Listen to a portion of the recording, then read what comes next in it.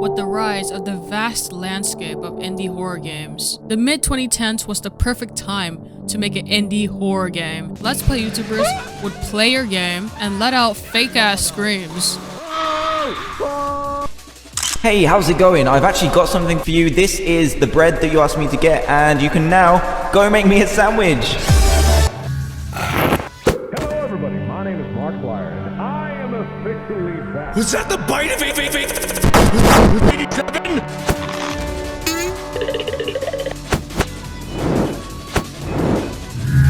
One of these games being Bendy and the Ink Machine. A game with such a unique style and premise rose to the charts in 2017, but after that, it kind of fell off, receiving less and less attention. What happened?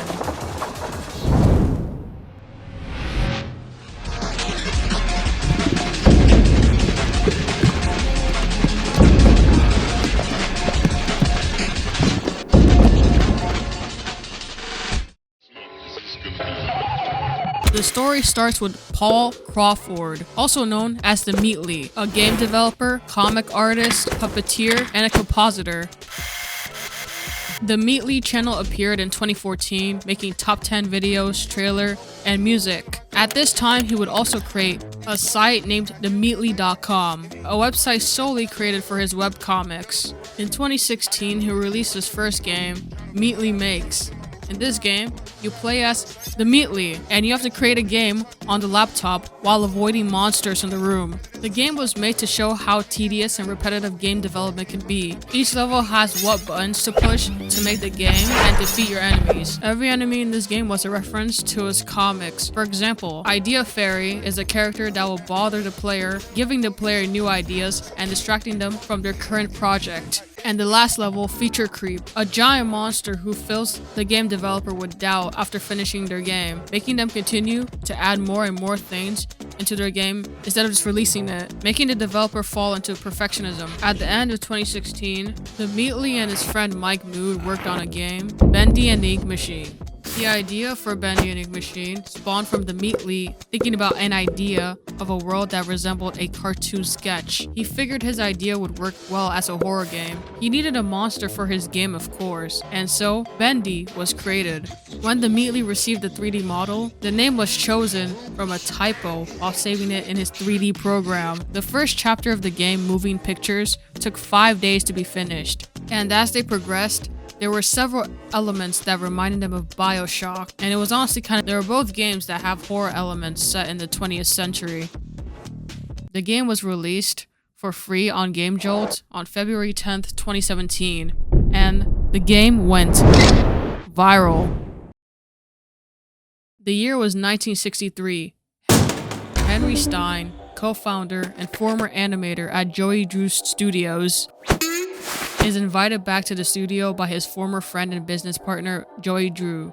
You walk around the abandoned studio as you reminisce about the old times. Henry drags up a messy ink machine, a device Joey created and intended to use to create real-life versions of the studio's cartoon characters. You get jump-scared by a cardboard cutout. Who put this here? And find one of the victims of Joey's creations with their chests slit open, exposing their ribs. Eventually, you come across an audio log left by Wally Frank, a former janitor for Joey Drew Studios. At this point, I don't get what Joey's plan is for this company. The animations sure aren't being finished on time anymore, and I simply don't see why we need this machine. It's noisy, it's messy, and who needs that much ink anyway? He kind of just questions and insults Joey's work ethic. So get this.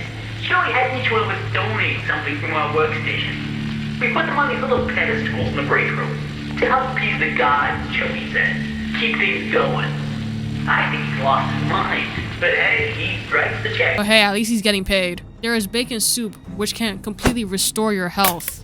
These audio logs are something you're going to see a lot throughout the franchise. Audio logs feature characters that were former employees describing their thoughts and events of the studios from the past. This was again heavily inspired by BioShock. In Rapture, you would find these logs that would describe the lore of the world and provide clues on things and where you could find them. right here. I'm doing it right now. This is performance art. When you fix the ink machine, you enter a room and you are tasked with collecting various objects to turn on the machine. A doll, a wrench, a record, a book, an ink, and a gear. When you head back to the machine, the place is now boarded up. Then you get attacked by the ink demon. You now have to escape as the studio begins to bleed ink from all its orifices. The ground shakes as darkness gets closer, and you finally find escape. Psych, you fall through the floor and land onto the studio's lower levels. You drain the ink, retrieve an axe, cut some wood down, find a room with coffins and a pentagram on the floor. As you step on the pentagram, Henry gets hallucinations before passing out. This is totally new. This was a whole new experience. I had some following by game development comics, but just a few thousand people, and that built that up over several years. Bendy dwarfed that in 2 days. After the game blew up, it motivated them to develop a second chapter, releasing on April 18th, 2017. Henry wakes up on the pentagram and retrieves his axe. We come across a voice recording by Sammy Lawrence. The shadows to rain his sweet blessings upon me. The figure of ink that shines in the darkness. I see you, my savior.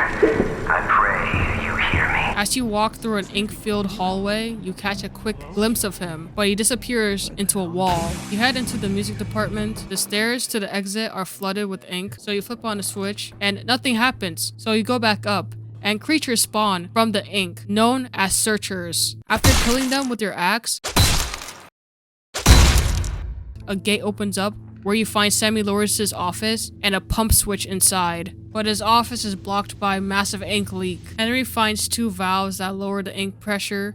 Next, you must learn how to play Sammy's favorite song.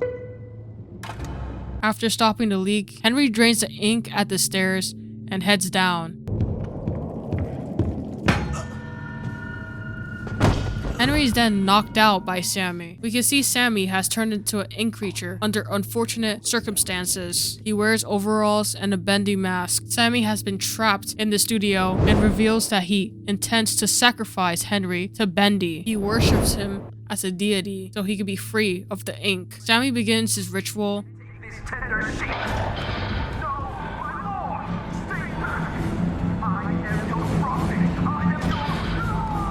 But then gets attacked by Bendy. You break free and escape into the storage room. In the storage room, Boris just strolls in with his cartoony-ass walk, like nothing's happening.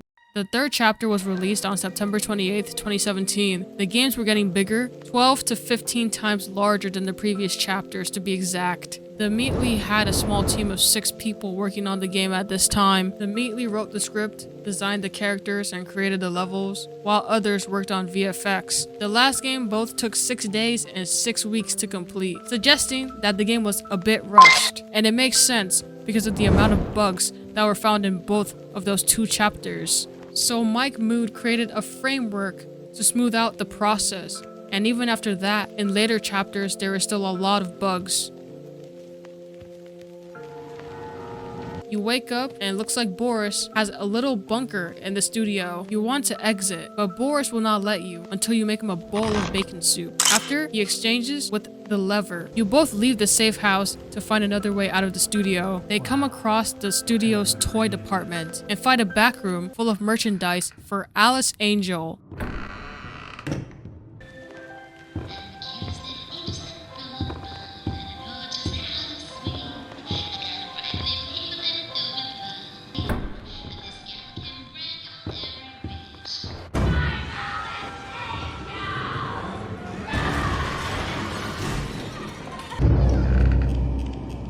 Alice, who we will be meeting very soon. Boris separates from Henry to get a pipe. Henry is confronted by an ink version of Alice Angel, making him choose whether he wants to take the demon path or the angel path. The angel path room gives the player the path of the angel ending and prevents Henry from obtaining the Tommy gun. The demon path increases Bendy's spawn rate. He is more aggressive, but in the end, you will get the Tommy gun.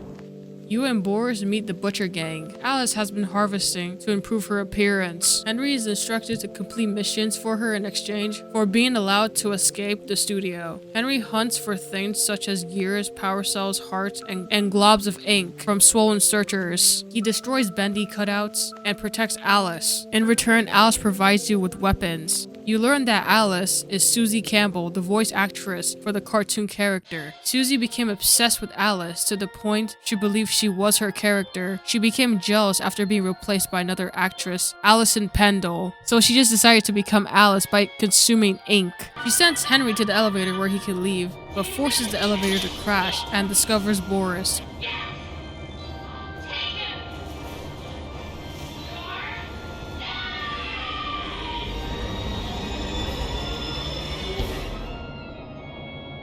Boris tries to wake Henry up, but Alice kidnaps Boris and takes him away. That's the end, and Chapter 4 is released on April 30th, 2018. Henry wakes up in the elevator. He leaves and goes out to explore the studio in search of Boris, while Alice taunts you the entire time on the speakers. Better hurry, errand boy. Boris is having trouble staying in one piece. Henry comes across a lounge with the lost ones. These creatures are not aggressive in any way, actually running away from Henry when he gets close. Joey planned to open a Bendy-themed amusement park called Bendyland with the help of designer Bertram Piedmont. You go up a haunted house attraction to find the storage area. You activate the 4 power switches. You have to battle ink-corrupted Bertram, who has merged himself with an octopus ride. You escape the projectionist, but it's too late. Alice has transformed Boris into a monster, and Henry is forced to kill Boris. Why can't you ever just die?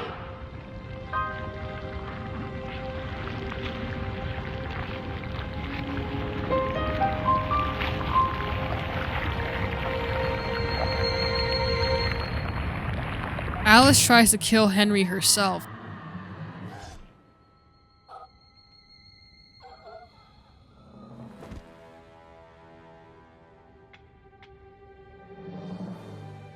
But is killed by her clone and a clone of Boris named Tom. Released on October 26, 2018, the chapter starts with Henry waking up in a bed at Tom and Allison's hideout. You are locked up because they do not trust you. They do trust you after Henry recognizes a song that Allison was singing. We have to move on. Bendy has found the hideout, so they need to escape. Allison and Tom escapes, completely ditching you behind. Henry manages to escape the prison on his own. Allison and Tom escapes on a boat through a river of ink. As you try to follow them, the giant Bendy hand will menacingly. After that, you find yourself in the Lost Harbor, an empty village. You get attacked by Sammy. He did not die in the previous chapters. Now you have to fight him in a boss battle. You have a pipe and he has an axe. Sammy is pretty vicious. He will run and attack you with the axe. He will get pretty close to you. You almost always have to save health by bunny hopping around the map so you don't die. Then you can attack him again.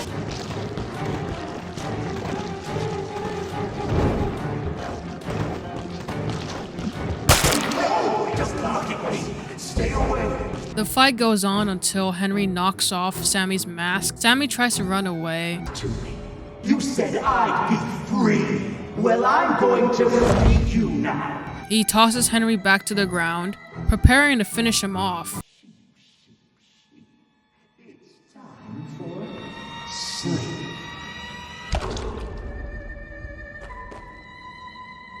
However, Tom sneaks up and kills him. You walk with Allison and Tom until Henry falls down a hole when a wooden board breaks beneath him. He finds himself in the administration lobby, needing to collect pipes to drain a hallway that leads him to the film vault. You need to go through the maze and avoid enemies such as the Butcher Gang. Collect ink blobs and place them into an ink maker. They reach the giant ink machine entrance, cross the river of ink. Henry has to swim across alone since Allison and Tom cannot step into the ink. Henry reaches the throne room and finds a tape named The End. Henry finally battles the ink demon who transforms into Beast Bendy. You have to switch levers to open doors. Then you have to make Beast Bendy charge at him to break ink pipes. After that, Henry places the reel in a projector, which finally destroys Beast Bendy. Henry arrives in Joey Drew's apartment. Joey talks to Henry and tells him to visit the old workshop. Henry turns to a door, and his surroundings revert to the beginning scene of Chapter 1 to play the game all over again. It is shown Henry is caught in a time loop called the Cycle. A new chapter is unlocked in the menu, and the purpose is to show the 3D models of characters seen across all 5 chapters, including their beta models. Characters have boards with a brief description of the character and 2D sketches by Meatley and Gavin McCartney. At this point, the Bendy fandom is a pretty big community. Merch plushes, action figures, books, games. Everything was going well until around October 2019, Meatley Games, now known as Kindly Beast, laid off nearly 50 employees. When it happened, there were sudden changes to everyone's Twitter profiles. Former Kindly Beast, or ex-Kindly Beast, which obviously confused everyone. The website Glassdoor allows people to write reviews anonymously of companies they have worked for. On October 11th, a few reviews have begun to show up stating that they worked at Kindly Beast. The CEO, Mike Mood, openly besmirched employees' work. Job security was non-existent, as the CEO would constantly have mood swings in the office. A lack of company direction was prevalent. The CEO did not show up to the office for the month of August, and upon arrival in September, fired all the management staff and did not offer a new company strategy moving forward, and many more. Kindly Beast CEO Mike Mood did not explain anything about the layoffs, instead purging the Our Team section and the section about the About Us tab on their own website. When their website was still up, the Our Team section stated, "A permissive company culture that encourages creative problem-solving, transparency, and independence." Very ironic. Allegedly, Kindly Beast did not give its staff advance notice before the layoffs occurred. There was discourse questioning whether what Kindly Beast did was even legal. Each province in Canada has different laws governing what is legal when it comes to layoffs. Under common law, a long-time worker of a company could be owed as much as 2 years' notice before getting kicked out. But that doesn't apply to Kindly Beast because they're Canadian. Fuck you! I hope your whole family has a nice Christmas! On October 15th, Mike Mood finally made a statement, apologizing for firing basically the entire team with no notice, but just go get a fucking job somewhere else. 2 months later, a subreddit was made, and Mike Mood had the opportunity to address some stuff. I'm Mike Mood, CEO of Kindly Beast. Ask me anything. And they asked, "Why did you fire 50 employees?" Mike replied by saying that the company did not have much of a choice, and they had 3 options. A. Lay off majority of our staff and attempt to salvage whatever business we have left, and in return, give severance to all our employees, along with the option of a career assistant package. B. Continue working on our projects, which would ultimately need to delay and within a month's time go bankrupt, and we have to let everyone go without any severance whatsoever, have no more company, and lose everything the Meatley and I worked so hard for. C. I wish there was a C. There are many other elements to this whole scenario, which left us with only 2 options. Put it simply, our operational costs no longer matched our revenue, and our projections were cut by over 90%. So TLDR, Kindly Beast couldn't afford to pay their employees, so they all got fired. There were many questions about the game Showtime Bandit, and asking why it got cancelled. Showtime Bandit was supposed to be an episodic top-down stealth horror game about a show going by the same name. The show aired on TV and performed live in front of children, but then without warning, the show was suddenly cancelled and the studio, props, and puppets were left to rot. I find it so funny that this is the actual summary of the game. Like, what type of fucking irony is this?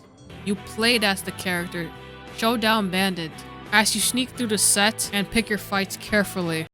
The game was pulled after the first episode because of poor sales and issues within the company. Those issues were not fully investing proper time directing employees. According to Mike, the team didn't even know what the game was going to be. Employees didn't understand the game and a general lack of direction. So they remade the whole game in 3 weeks just for it to flop and also result in an ultimate net loss for the company, which also backs up the reviews on Glassdoor that claim that there was a constant state of limbo where no information or direction was given for lengthy periods of time, production problems resulting in huge delays, forcing employees to rush their work and produce lower quality products, and lots of communication issues. On June 1st, 2020, the Kindly Beast website along with its social media platforms was shut down, and as of January 2024, only 3 employees are working at Kindly Beast now branded to Joey Drew Studios. In 2021, they were sued by a company named Fat Mojo for $435 million. Fat Mojo was the company that made a lot of their merch. The reason they were being sued was because Fat Mojo made lots of merchandise for a franchise that did not sell most of their products. And that's kind of it. It's not really known what happened after. It's presumed to be handled privately. The Meatly. I know he hasn't been talked about in a while, and he made sure to be silent during a lot of the controversies. But there's a funny situation that also happened around this time. On May 5th, 2021, the Fortnite Twitter account posted, "It looks like curiosity sure got the best of this cat. What kind of trouble is our pal Meowsicles getting into now? To be continued." The image attached below shows Meowsicles scarfing down a rubber hose style fish, and Meowsicles is shown turning into an ink creature. The Meatly quote tweeted this image. "How familiar?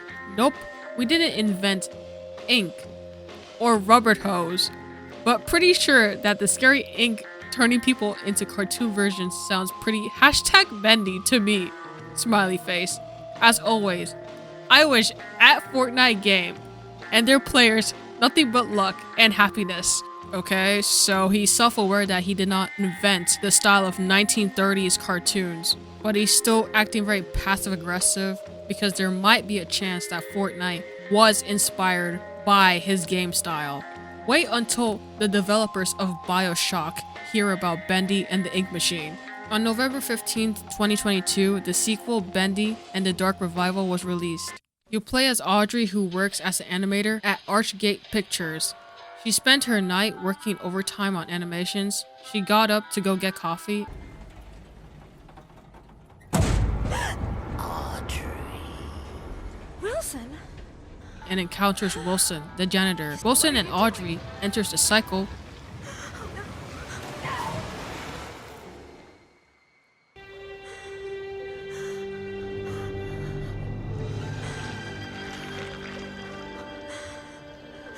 Audrey must navigate through the studio and survive the obstacles. She eventually meets up with Alice, Boris, and cute little baby Bendy to escape the cycle. This game was received pretty positively this time. New enemies, lots of new mechanics, featuring 5 chapters just like the last game. You face the ink demon at the end, and there is not as many bugs as in the first game. Due to controversies, Mike Mood was not originally listed in the Bendy and the Dark Revival credits, but it was updated later. The hype for Bendy might have died off. However, that does not mean that it's over for Joey Drew Studios. The team is releasing a new game called Bendy the Cage that is supposed to take place during the events of Bendy and the Dark Revival. A Bendy movie that is in the works, which grabbed a lot of people's attention. Today, Bendy still has a smaller cult-like following of diehard fans.